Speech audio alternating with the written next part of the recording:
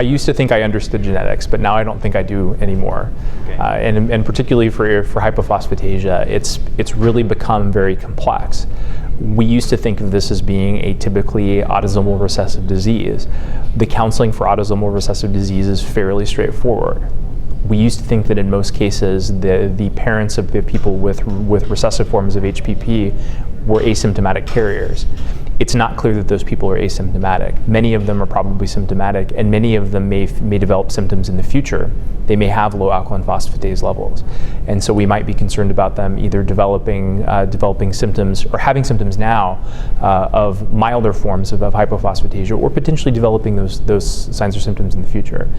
And then there are people who we know have dominant inheritance. There are multiple generations of people with dominant inheritance, inherited directly between parent to child. And those people also tend to have less severe forms of hypophosphatasia, but they're still clinically relevant. And so I think anticipating both is really important for the counseling that patients receive. And this is just another reason why genetic counselors are so important in the care of patients with rare diseases, and why genetic counseling is indispensable for the multidisciplinary care of these patients.